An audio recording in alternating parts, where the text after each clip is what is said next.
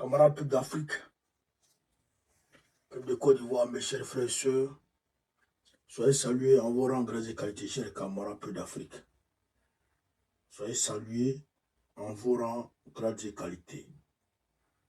Je vous demande, chers camarades d'Afrique, de partager au maximum cette vidéo, de la mettre partout à travers le monde entier. Partout, je dis bien partout à travers le monde entier. Cette vidéo est d'une extrême importance. Olivier, sois salué depuis ta position. Camarades, il paraît que le terrorisme a commencé à faire quelque chose, a commencé à frapper en Côte d'Ivoire.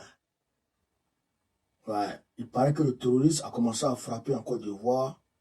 Je ne sais pas qu'est-ce qui se passe en réalité, mais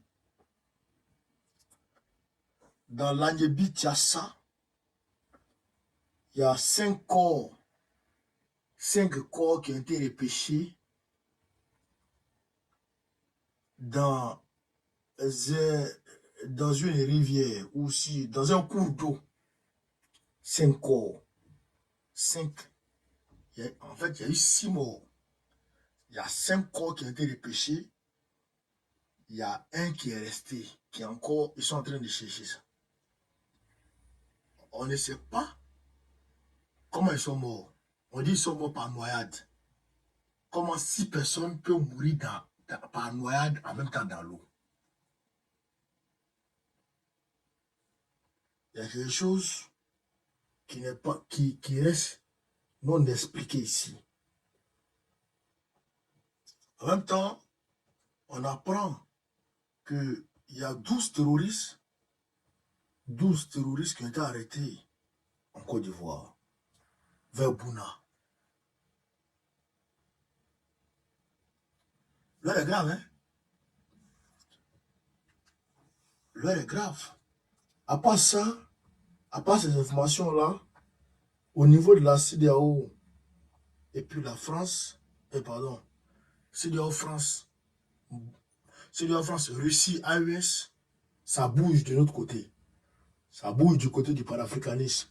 Le Ghana a sonné un député ghanéen, je crois le président du parlement, du groupe de la majorité au Ghana qui a attaqué la CEDEAO. Il y a aussi notre frère Guy Marissania qui aussi a attaqué la CEDEAO. Donc, de ce côté-là, c'est bon. Mais, en Côte d'Ivoire, là, Yoroman, cher camarade d'Afrique, Yoroman. Donc, on va rentrer dans la vie du sujet. Et les chauffeurs de Baka ont manifesté aujourd'hui. Les chauffeurs de Baka ont manifesté aujourd'hui. On va déjà rentrer dans le vif du sujet. On va rentrer dans le vif du sujet, camarade d'Afrique. Je vous demande de partager au maximum, de continuer à partager la vidéo.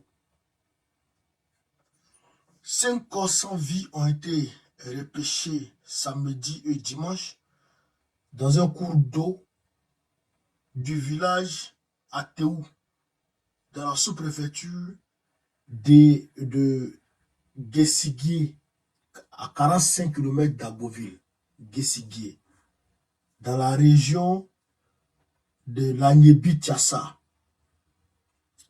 Selon des témoins, ils sont au nombre de 6 personnes qui seraient noyées dans ce cours d'eau depuis vendredi 12 juillet 2024 à 16 h.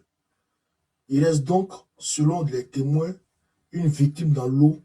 Les recherches pour le trouver se poursuivent demain. Bon, on dit qu'ils se sont noyés. 6 personnes. Comment ils se sont noyés? Comment 6 personnes se noient dans un cours d'eau pareil? Hein? Dans un cours d'eau pareil. 6 personnes se noient dans un cours d'eau pareil. Il n'y a pas d'autres informations. Il y a eu comme information. Donc, je demande ici à ceux qui sont au niveau d'Agboville de chercher d'autres informations. Cherchez d'autres informations. Le village est Guessigui. Le village est Guessigui. Vers Agboville, Guessigui. Donc, il faut nous avoir d'autres informations. il faut vous renseigner pour nous envoyer de plus amples informations afin qu'on puisse informer le monde. Parce que ça, là, c'est compliqué. Voilà, c'est compliqué. Comme je l'ai dit, il y a eu, je crois, 12 terroristes. Parce qu'il y a, en fait, on dit ici, un réseau d'une centaine de combattants terroristes qui étaient en prospection dans la zone de Bonois. Ont été identifiés. 12 d'entre eux ont été interpellés. Les autres suspects sont toujours dans la nature. Est-ce que vous comprenez ça? Est-ce que vous comprenez ça? Alors que le mois passé, je vous avais dit qu'il y a eu, on va dire, un échange de tirs entre les terroristes et les forces de Côte d'Ivoire. Un échange de tirs. Ils se sont bombardés même en Côte d'Ivoire, au nord là-bas.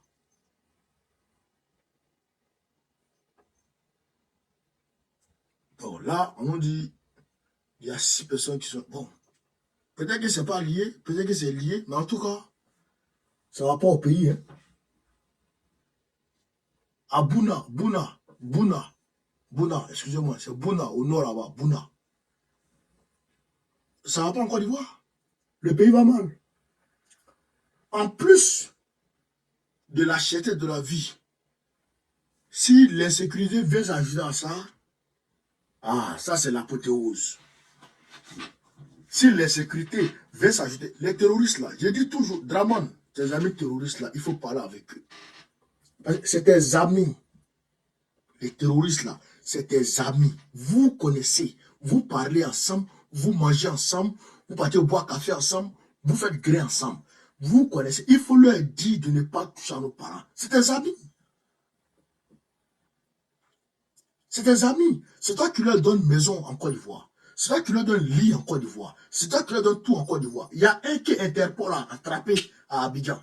Un chef terroriste qui avait fait sale au Kenya. Il a fui, il est venu à Abidjan. C'est à Abidjan, Interpol l'a attrapé. C'est vérifiable. Vous pouvez aller vérifier. Tout ce qu'il dit là, c'est vérifiable. Et d'ailleurs, j'ai fait les grès dessus ici.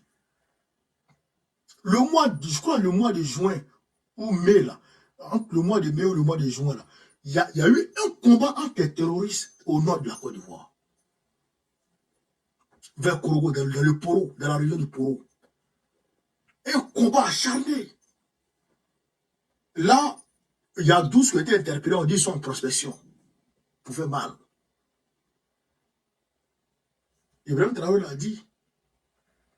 Il a dit ça même la semaine dernière. La Côte d'Ivoire, Ouattara utilise notre pays comme une base arrière pour les terroristes. Et il a dit, les peuples paieront les conséquences. Oui, parce que le Burkina Faso a été base arrière des terroristes, sous Blaise. Et voilà maintenant que le Burkina Faso est en train de payer. Et Ouattara prend notre pays pour faire base arrière des terroristes. Voilà, les terroristes sont en train de se révolter. Mais comment tu peux faire amitié avec le diable? Comment? Tu peux faire amitié, tu peux prétendre pouvoir contrôler un démon, un homme qui est toujours sous effet de drogue, un diable. Parce que les terroristes, ils agissent sous ordre de leur sponsor. Et leur sponsor là, c'est l'Occident, c'est les Occidentaux. Les sponsors des terroristes, c'est les Occidentaux. Mais si tu en parles avec les Occidentaux, ils vont demander aux terroristes d'aller t'attaquer. S'ils te disent de faire quelque chose et tu ne veux pas faire, ils vont demander aux terroristes d'aller t'attaquer. C'est un moyen de coercition pour l'Occident vis-à-vis des pays africains. C'est cela la réalité, j'ai comme rappelé l'Afrique. C'est cela la vérité. Donc, c'est grave ce qui arrive. Donc, Draman, il faut pas t'amuser à nous. Faut pas, les terroristes vont aller attaquer nos parents là-bas. Voilà, on n'est pas d'accord.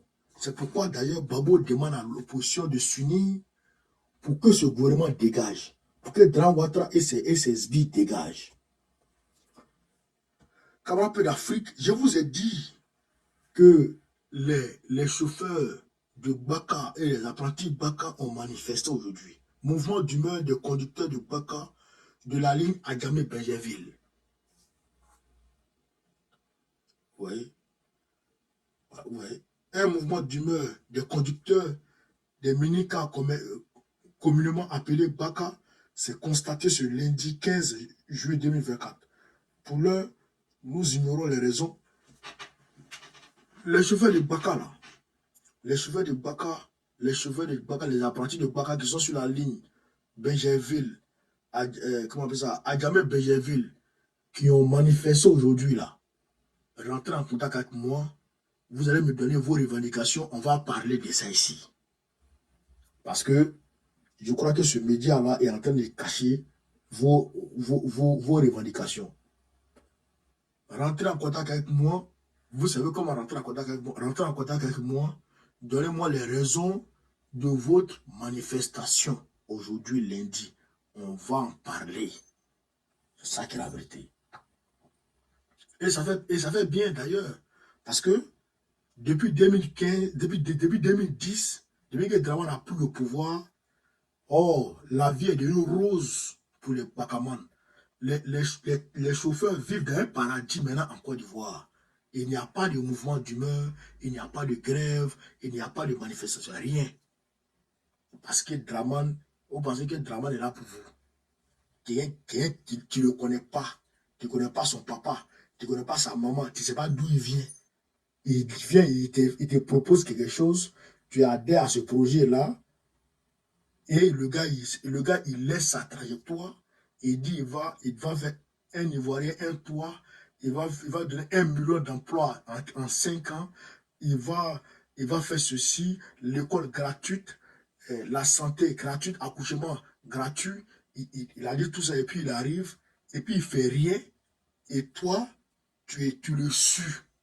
Ben, tu es un mouton. Ben, c'est ton papa. Tu le sues.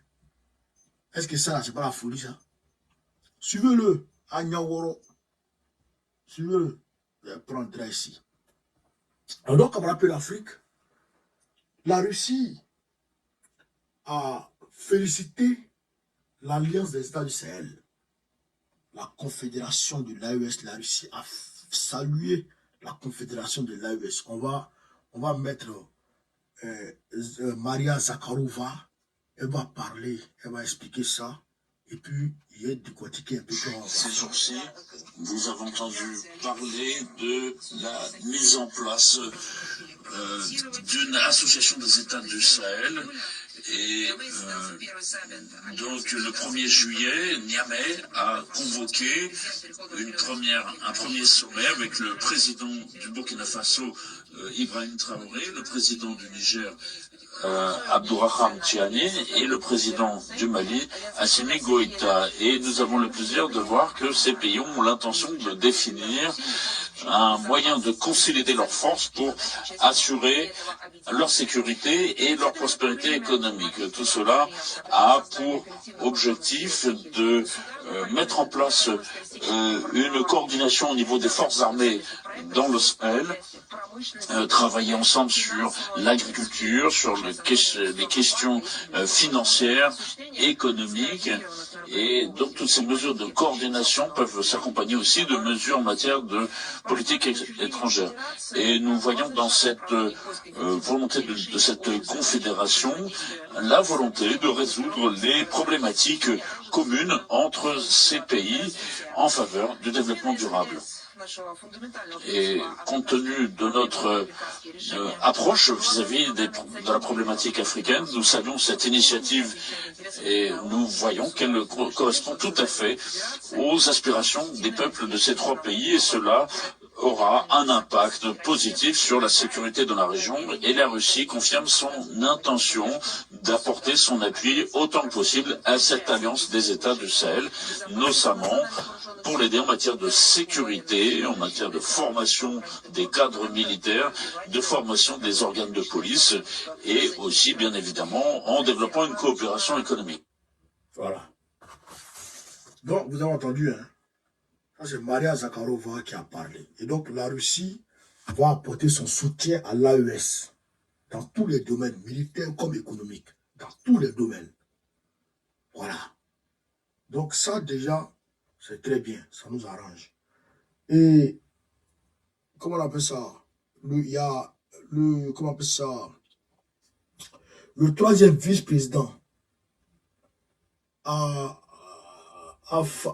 Afanio Maquin, voilà, a appelé à des réformes radicales. Voilà.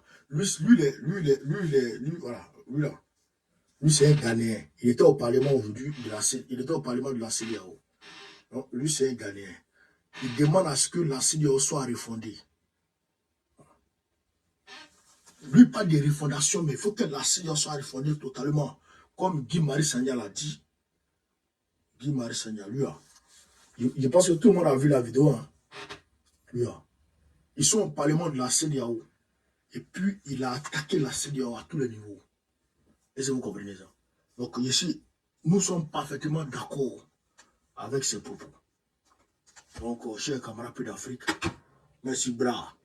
Sinon, j'allais faire jouer la vidéo, merci, bras, sur Woro. Vous avez compris? Voilà, donc, pendant la vidéo, on s'est laissé. Demain, je serai plus en forme. Vive l'Afrique libre. Vive le panafricanisme. Vive tous les bras panafricains. Babou président Côte d'Ivoire en 2025, Inch'Allah. Partagez-moi la vidéo, on est ensemble. Merci les gars.